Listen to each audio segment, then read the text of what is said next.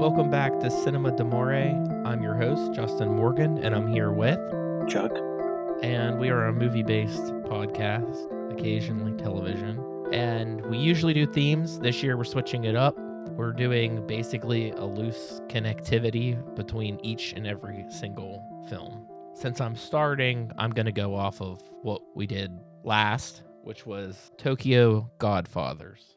The show kind of has a game aspect to it with no prizes whatsoever. None. Yeah, if Chuck can figure it out, then cool. Chuck figures it out. Maybe I'll keep track of like how many guesses it takes. I'm not particularly going out of my way to make things difficult, but I guess I'll just keep track of attempts. This film, what we're doing, let's see if I get this right. Amores, perros from 2000. It's like the whitest way you could have said that. Also, you're white too, so how would you say it?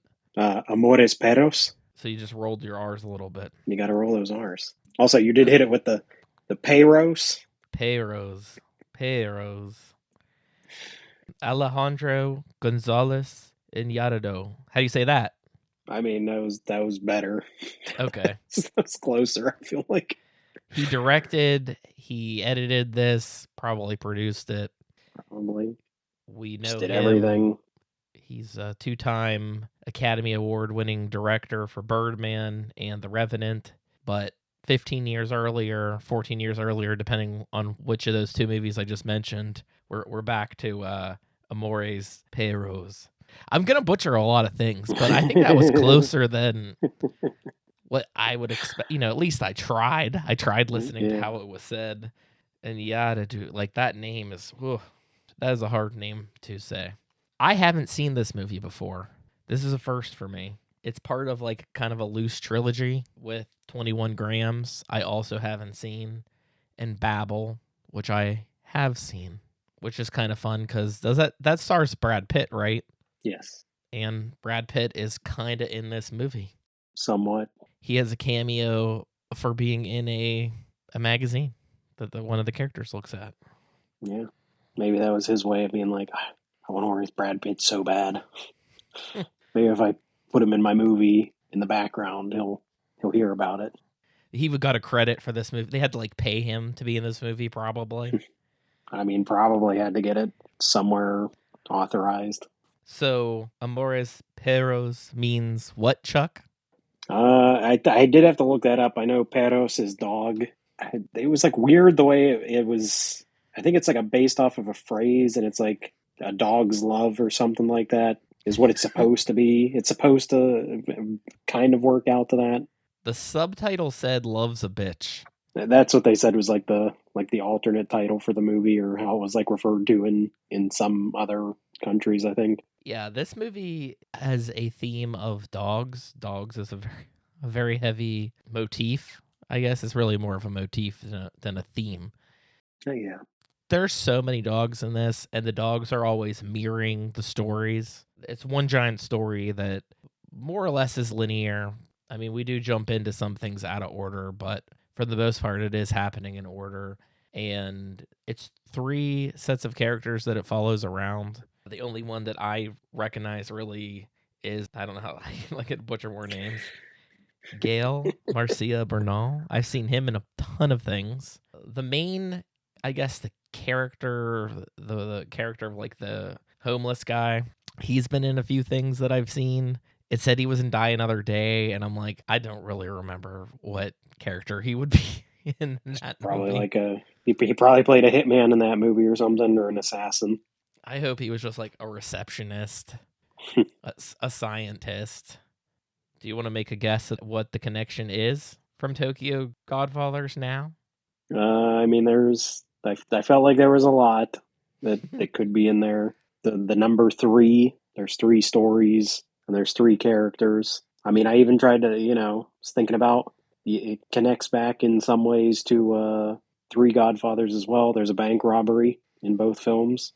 I think I thought of one other thing too. Oh, there's a character that's a wino that loses his family, loses his daughter, and has to reconnect with her in the end. That's it. That's that one. I went off of like the vagabond character. I wanted a homeless protagonist. So I Googled it, and I was like, you know what? I've had this movie for a while. I haven't watched it. I actually assumed that you probably had it and have seen it. I had never seen it either. I've seen the other two. I've seen 21 Grams and Babel, but I hadn't seen this one. The other one that I was considering doing was Blue Ruin, which I like Blue Ruin, but I have seen it. So I was like, I'm just going to try to freshen this up and go with something completely new. And I had zero idea of anything of what was in this movie at all. Everything was a surprise to me. This movie has everything: dog fighting, people getting into car accidents, or one major car crash. Yeah, go ahead. Pull us the fawn. Give us a list. Guys getting shot while they're at the hibachi restaurant, just trying to enjoy their shrimp flipped at them. Man, Robberies, affairs, yeah. wheelchairs. I started finding the second story to be really funny, and I don't know if it was meant to be funny or if I'm demented. I don't think it's supposed to be funny. I guess if you go in order, talk about the first story first, which is our dog fighter. Octavio and Susanna. It's their love story. Yeah, all these he's trying to steal his brother's girlfriend. Yeah, they live in like a poor part of Mexico City. His brother's like just a straight up abusive asshole. The brothers live with their mom and his brother's girlfriend, or his wife, right? They're married. It's his wife, yeah. They have one kid when the movie starts. And yeah, he's in love with his brother's wife. He finds his way into the underground dog fighting scene in Mexico City because his dog kills another guy's dog after he tried to have him attacked. Right, like the best dog fighter there ever was. His dog, like, that can kill anything. The family's dog that got loose, and he sicked the dog on it to practice, or he was egged on by his cronies. His dog ended up losing that fight. So he comes and he threatens the main character of this story, Octavio, who's played by Berdal, just in poverty, and then he kind of realizes that maybe this dog can help him get out of the poverty. So he brings that dog in with his buddy, Jorge, who has the worst fucking hair I've ever seen. Short, but little pieces that are long and blonde, just around like the sides and the front, not the top of his head. It's an interesting choice. Yeah, but he finds out that he has one of the best fighting dogs of all time. I couldn't tell in this movie either. I was like, are they just actually filming dog fights? Because this looks real. Dude, it looks so good. Well, it opens on the prologue is basically a car chase scene, and the dog's in the back bleeding out. It basically starts like Reservoir Dogs, but with an actual dog.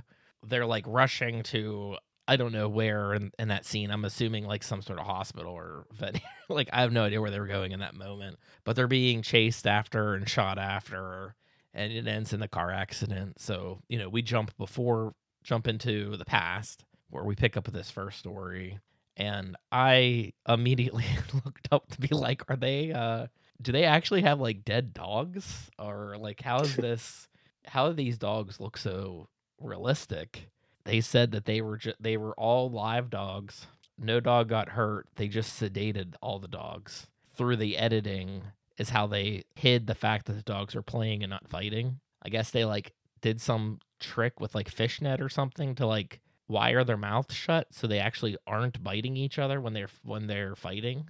But they had like the Mexican PETA there to like make sure that the animals weren't abused. I'm going to go out on a limb and say these animals were probably kind of abused, since they're pretty like rough with these animals. Like there's one where the guy has the dog in the car, and it's like he keeps dropping the head. I'm like, this dog, if sedated, is going to have like brain damage or like a headache when it wakes up, because he's just throwing the dog around. You can really see it there's one moment, I think it's with the brother. Oh, no, it's not the brother. In the third story, we'll get to it, but there's a moment when the dog has a gun to its head, and that dog's face is so funny because I guess they just went with the best shots that they have, but that dog looks like it's like very happy and playful to be there. It says like this weird look out of the corner of its eyes, like it's too damn cute and it's playful. The dog's supposed to be a killer, but that's jumping more into the third story. There's so much stuff happening in this movie. Yeah. Well, he eventually loses his. He has that guy that go ask for the rematch. We get that montage of him fighting dogs against that same guy, which is like kind of comical because it's always that same guy, and like I guess it's seemingly implied that like every dog that he keeps bringing keeps getting killed by Octavio's dog every time because we keep seeing him show up with new dogs, and they're like, "Up, you lose again!" Like he shows up with so many different dogs.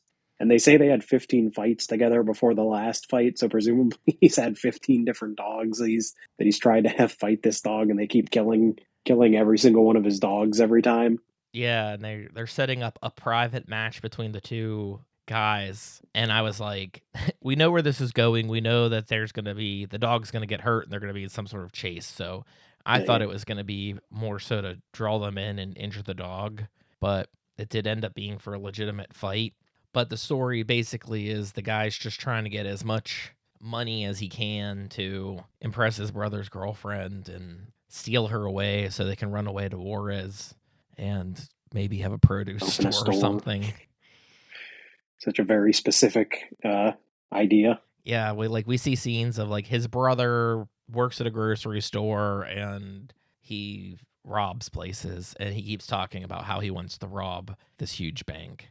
He's starting small. They don't necessarily get to that point until later. He's scary. I would describe him as like he's always fighting people. Like he fights his brother when his brother's trying to buy supplies for the baby because he's like, that's my family, and he takes great offense to it. But he's just trying to impress that girl, which he's partially like kind of just creepy. Like she's in an abusive relationship where she's trapped in this house with this family, and now the brother's like trying to His like buddy come. Jorge's like, isn't that? I mean, that's your brother's wife, and he's like, well, I liked her first anyway. Yeah, I mean, she does eventually like cave in to have like an intimate relationship with him, but the way I felt is that she was just kind of doing it to just go along with it because it was easier than fighting. So like, yeah, it's not the most romantic of the love stories, but that's the gist of why he's doing the dog fights. And they talk about why, like she even says like, "Oh, we have enough money, we can leave right now." And he's like, "Oh, I gotta go. I gotta make more. This will be the last time." He's gonna take care of his brother too, so he pays some of like the dog fighting guys to go rough his brother up. They do, Didn't and I rough him just up like enough. they rough him up, and it just makes me laugh because he gets home and just his mom's home, and he's like, "Where's Susanna? She ran away with your brother. I don't think they're coming back." His plan backfired into, instead of being scared and not messing with him anymore, now his brother just literally ran away with the girl that he wanted to be with.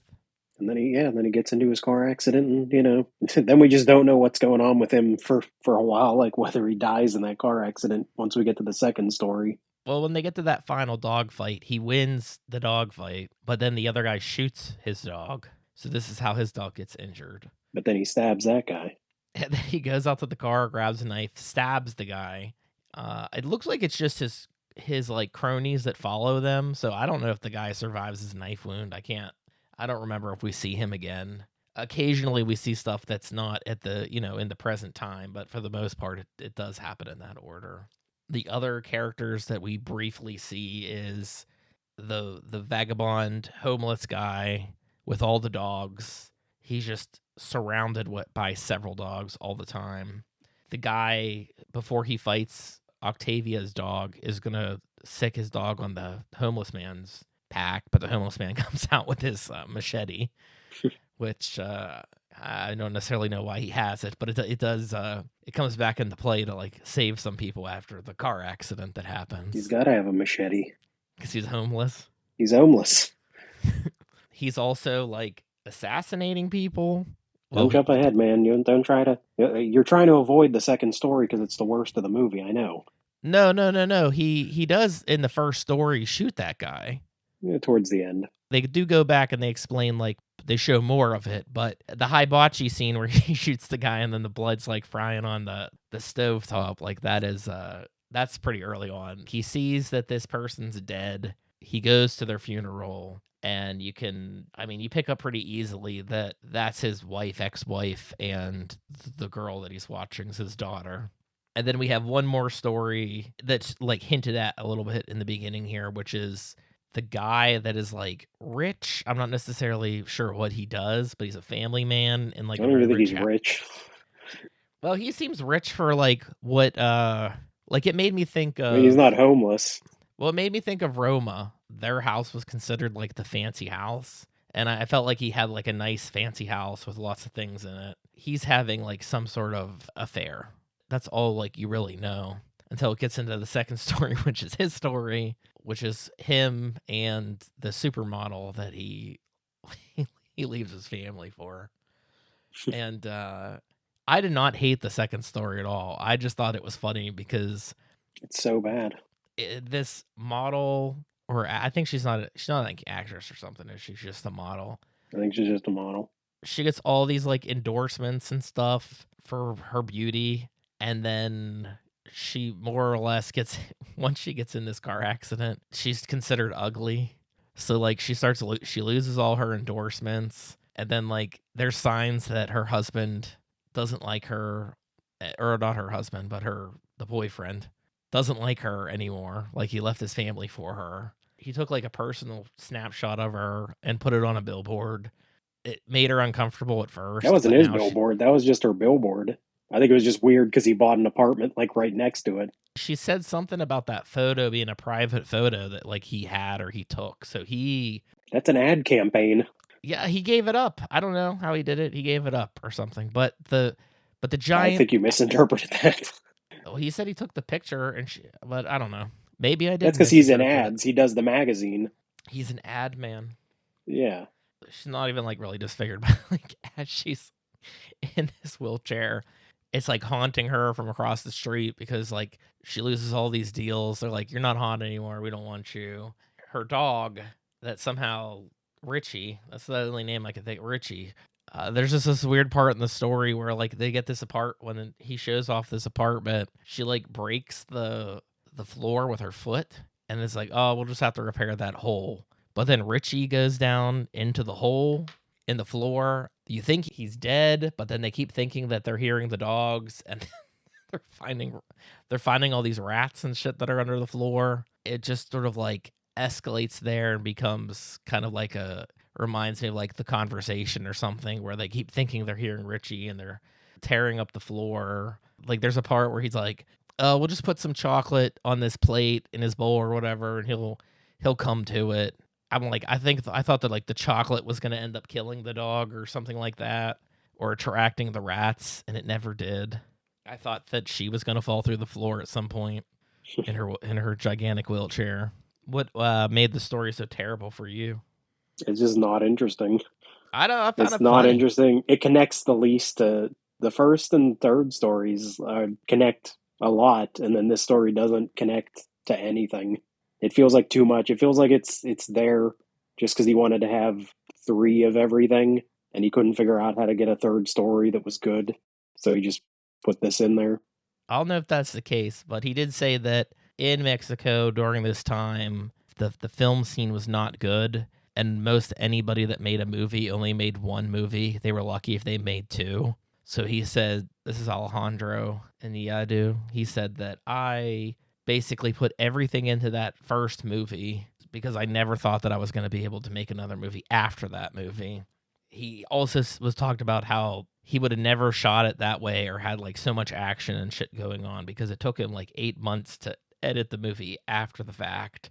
So maybe I think you are a little right there. I don't know if he was thinking of like mathematically or symbolically 3s, but he was like, I got this story and I'm putting it in there.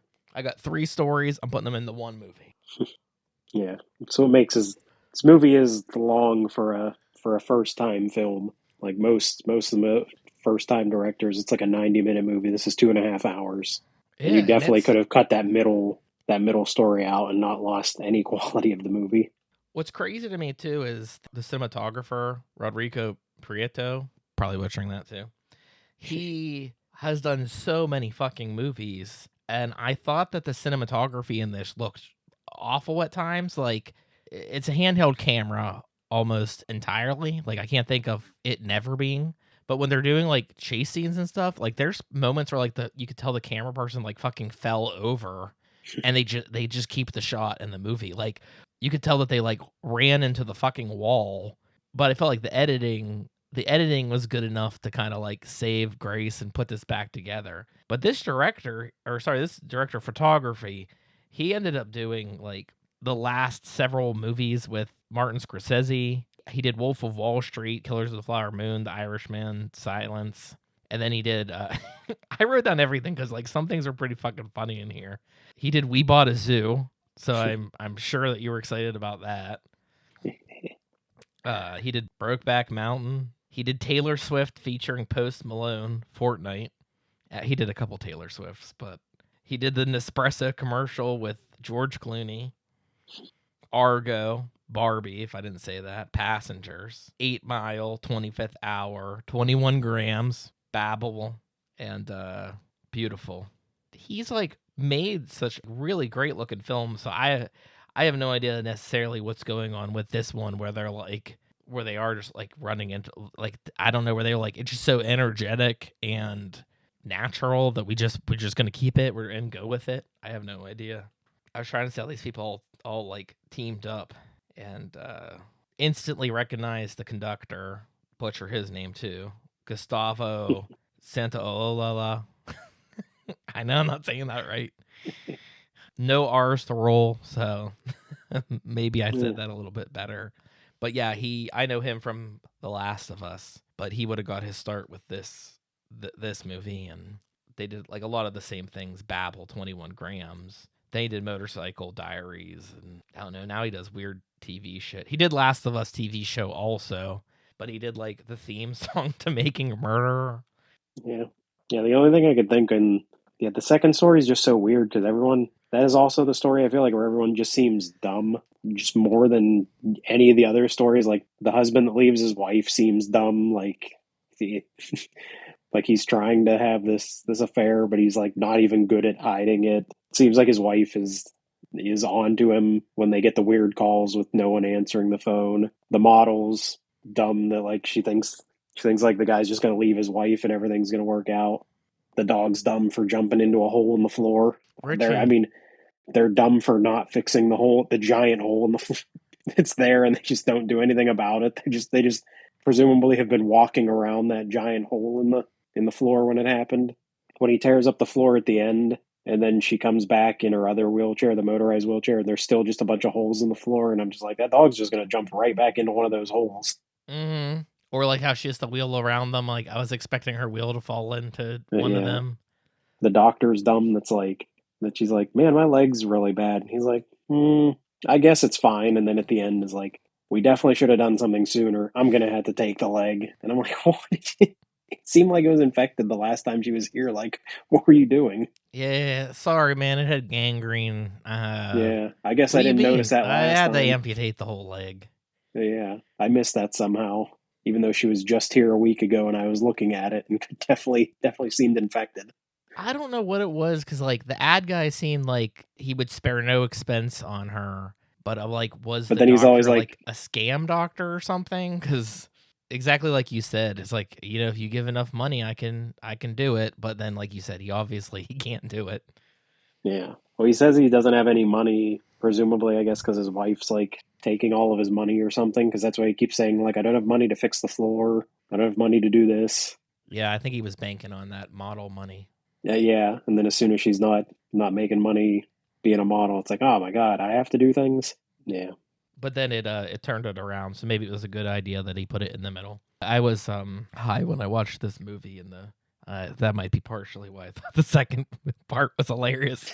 I was just like, everything was really funny to me because I was like you said, all the characters are stupid. I'm like, what the fuck is happening? The choices that everybody makes is so dumb. And then anytime that they talked about like her, like she's a monster, like she's ugly or something, it was just always hilarious. It was like, you know, now that you're ugly, I don't think we're gonna be able to afford this stuff. And I don't know, it made me laugh. I kind of thought that the like there's a scene where he comes home and she's locked herself in the room and had like some sort of, what would be the gangrene attack or something. Yeah. I actually thought that like the rats had gotten to her because there were so many rats down inside underneath the floor. I also don't know, like, if I wasn't hearing it, but like I wasn't hearing any dog sounds when they were like, Richie, I hear Richie. They would go nuts and just start bashing holes into the floor in different places. I mean, I like half expected that guy to kill the dog from like how brutal he was about like hammering that chisel in there to like bust up the floor. I'm like, he's gonna end up piercing Richie. But he finds Richie. He pulls Richie out of the floor. The shot's also funny because the dog's like wagging its tail. But then like the wide shot, I'm like, I think Richie might be dead. Like he's not moving. I was like, so he's been down there for what, fucking several days, I think, over the course of this story. Yeah, when she comes back from the hospital amputated, the dog is alive and healthy. And like you said, they didn't fix the floorboards, but I didn't really think that Richie was going to make it. But I do feel like there's dogs that match each story. Like that first dog, is his name Kofi or Coffee? Coffee, yeah. The Rottweiler. He is basically, I wouldn't say like he's kind of harmless, but like he starts off kind of harmless, defending himself, and then ultimately like ruining everything and almost getting himself killed. And I felt like that kind of mirrored Octavio a lot. So I was like trying to figure out what the hell was going on with the dogs and how it tied into that story. Richie getting lost under the floor, having all the rats attacking him or something. Like, I don't even understand why Richie couldn't get out of there. But Richie's stuck under the floor. He's under there for several days before he gets saved. And then more or less everything's going to be okay with Richie. Or like maybe you said how you pointed out all the holes in the floor. That dog could fall back in again. So what is that saying about this story and these people? Is it saying that this relationship's not going to last? There's so many holes in the floor, like they're just going to fall through the floor again, metaphorically. Yeah, could happen. And then we get to the homeless guy again. We find out El Chivo. What does that mean? Couldn't tell you. Didn't look that deep into that. I thought you would just know because you knew some Spanish. I don't know that one. Well, I know it's the something. I'm Googling it, but I typed one extra letter. It's a song by Burner. Not necessarily what I'm trying to look up. Okay. It's a Salvadoran slang word meaning great, cool, awesome, fantastic. It's also an animal, a kid, a billy goat, or a nanny goat. An incorrectness, a fault, a flaw. So I don't really know what it's supposed to connect. I don't even really know what the fuck that means for that guy, to be honest with you. Maybe I mean, he is cool, flawed. I guess. He's cool, but he's flawed. Yeah. In the first story, you see him protect those dogs, and you see him kill somebody. And then in the second story, you see him with that Rottweiler bandaged up. Okay, he's going to fucking steal that guy's dog or take that guy's dog. When we get to his story and we find out that he's basically, he kind of went crazy. He takes like odd jobs. Like they make it sound like he'll do anything. So like in the beginning, I thought like he was just straight up an assassin. And then in this story, it was sort of like he did come off more of a mess than he did in the beginning, like the first one. I also love that he's like kind of feels like he's like a kleptomaniac. He like pickpockets people. That one scene that we see with the brother, the abusive brother, and the girl like leaving to go to that bus station or wherever the hell it was. Find out later that he like pickpocketed her wallet. And I like that her wallet had all those like stickers and stuff in it, because like for some reason in their house they had like stickers of things plastered everywhere that I'm sure weren't legally in this movie. Like I saw like Dragon Ball Z and Tweety Bird and like all kind of random ass, like the most random things. So like I do like when he pulls out that wallet, they just have all the stickers on it. So you're like, okay, it's her wallet, before they start, or the other guy's wallet before they start going through all that stuff. So he pickpockets their money that he's running away with. He essentially gets all the money that Kofi earned. Like he steals the money right out of the guy's pocket when he is like the first on scene to the car accident. And then he like steals the guy's dog. He gets the bullet out, or the bullet went through him. I don't know.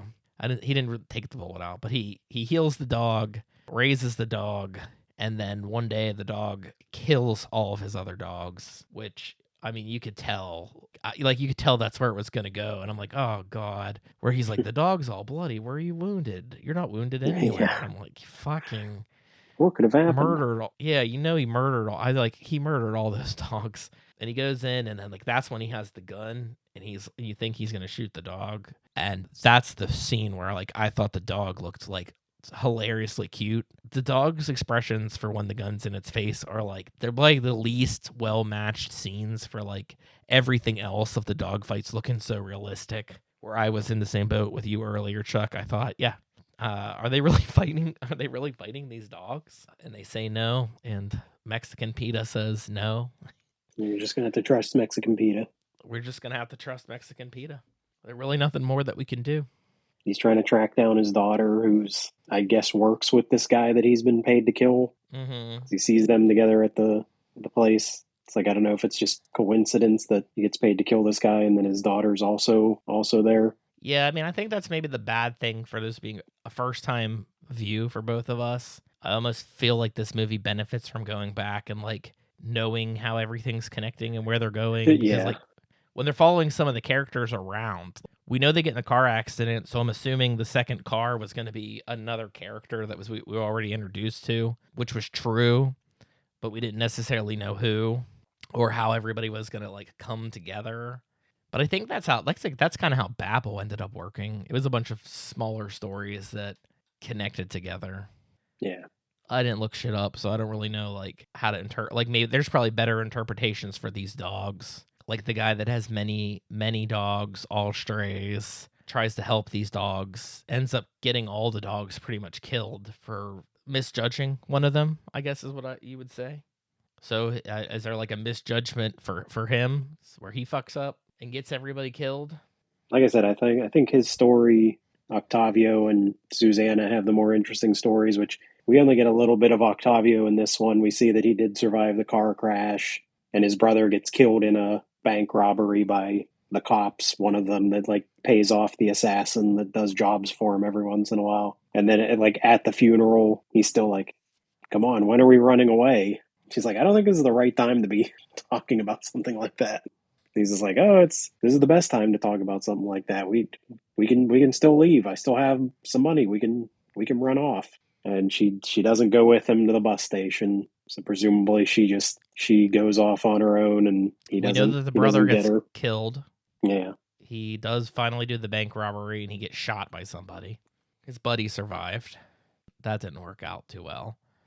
No. They had Octavio's money, but it was probably pickpocketed by that point by the goat, the El Chivo. I know somebody that knows Spanish is going to be listening to this and be like, this guy is really butchering all this shit. But yeah, he gets hired to kill the one guy, and then by his partner, who we figure out later is his half brother. Yeah, I find out it's his half brother. He's playing a game with the guy instead of straight up killing the guy. Can you guess who hired me? Can you guess who it was? The guy figures it out, but then he doesn't assassinate the guy for when the guy shows up with his money. He basically is I'm not gonna do this. You guys, you're gonna have to talk it out, or I'm gonna leave this gun and you take care of it. Pretty much leaves him in a jigsaw trap. Yeah. See who can get the gun first. The one guy's I paid you to kill him, and the brother's what the fuck? Why would you pay him to kill me? Why? What the hell? They're not talking it out. It's the first guy that can get the gun's gonna get the gun. I don't even remember if we saw who killed him. I don't remember. Nope. That was the highlight of that. And then it starts to break into kind of sort of an epilogue where we see the one brother's funeral. He's all fucked up too. I remember jumping back to the second story when they were showing that girl's leg with the pus and everything, and it did the face of the guy that was the boyfriend ad guy was just so grossed out by it. That, I don't know. That's why I thought that was supposed to be funny. But nothing else seemed funny in any of the other stories. They all seemed rather serious. But I'm glad I saw it. Chuck was lucky enough to watch it on Amazon Prime before it went off. It's gone now. Yeah, it's gone by the time you're listening to this. I have this on Criterion. I don't know if it's on the channel or anything like that. I kind of thought it would have been on HBO Max because they like anything that's Criterion related. Max seems to have that shit, but I don't know. Chuck's like, God damn it! There's only 2 more days for this movie, and I'm like, hey, at least there's 2 days instead of no days. It would have been worse if you're like, oh, we just lost it 2 days ago, and it was like you had a week to watch it. You missed it. Yeah, sorry, you had things to do and you were busy. But yeah, I guess part of the excitement for us is last year when we did all our genres, everything was planned out for practically the entire year. Yeah. We knew what genres, we basically knew what movies. At least 6 months ahead, we pretty much knew every single thing that we were going to do. And now the change up is going to be this. We're not going to have episodes like every single Friday unless maybe something special calls for it. You never know. Yeah, you never know. But we're going to do every other week, and we're going to keep this like connective tissue going. Something in this movie will be the reason why Chuck picks the next movie, and I'll do my best to try to guess and figure it out what it is. Because, yeah, going with a movie like this that I hadn't seen before, I hope it connected the way that I thought it would connect. So I wasn't like, oh, shit, I made us watch a movie that didn't work the way that I read on Google. It's always the worry when you... I feel like I've done that in the past. Like I can't think of specifically one that would have happened for, but where you're like, it's, whatever it is, like movies about this, and you Google that exact phrase, like movies about this, and then you watch the movie and you're like, I guess it had that in it for 2 seconds. Like it's not really a main feature of the movie. Right. It had the like smallest connection. Yeah, you named several connections. Mine was the vagabond character. I wanted the homeless character, but then he tied into his past with his daughter and all that. Like there were more connective tissues than obviously just that. So maybe not even themes. We might pick things like behind the scenes things that connect these movies. Or I thought you were going to be like, at the very least, be like, well, was it in English? Tokyo Godfathers, and neither was this. Like. Yeah.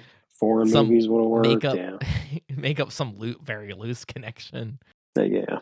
But I tried to do something thematically that worked out, but very easily could not have worked. Like, could have very easily been the wrong thing. The idea is after we watch the movie to kind of like brainstorm and come up with something. So that's why we're going to end up doing bi-weekly episodes, just to give us a little bit of time to hopefully be able to find a movie if we need it, because that was the biggest difference. When we had something planned 6 months ahead of time, you could wing it and be like, I'll just see what's streaming around that time, or keep an eye out for like a cheap Blu-ray or something if you didn't actually own it. Another thing too is sometimes we pick out these movies way in advance, and by the time we're doing it, it's just, I don't want to say maybe not as exciting anymore, like we felt several months beforehand. So hopefully this is a way to keep it fresh. And I actually thought that this was a really good movie. I guess I should have probably assumed that since it seems to have started so many people's careers. I am so game for picking some of the worst fucking movies of all time. I actually don't think that I can do worse than some of the movies that we've already done. Yeah. I don't think I can hit that low of a bar. I'm not going out of my way to try to get the best of the best. I'm just looking for an interesting conversation, and I don't even know if we had it trying to break this one down, because I was like, there are so many things going on in this movie right now. My focus was on like, let's try to pronounce these names correctly if I can. Yeah, I'm interested to see where this year goes and what your pick ends up being. He's gonna let me know in a couple days. And that's how this thing's going to go. We had people reach out and say, hey, you should do movies about this. And I'm thinking, well, now we're going so fucking wild because the connectivity thing is it's basically throwing themes right out the door. So, like, what can you plan? I mean, I guess if you pick something like, you're like, shit, this connects to Mrs. Doubtfire, and fucking Fred loves Mrs. Doubtfire. So let's see if we can, on short notice, get our friend Fred to join. Maybe we just have him laughing. We just record him laughing and play that during the thing. But that's another thing. It'll probably be very hard to have guests on this show because we're not giving ourselves enough of a heads up before we record. But we're keeping it fun for ourselves and hopefully for you. And I think I'll just add like a robot voice explaining this in all the upcoming episodes, so I don't have to break down what the hell we're doing every single time. You got the right connective tissue on your third try, and you're throwing out your ideas. So you did well. It's a good start. Yeah, we'll see how I'll do. You'll be like, no. But I'm excited. It does add some excitement to it. So we'll see you in 2 more weeks. What's it going to be? I don't know. See you there.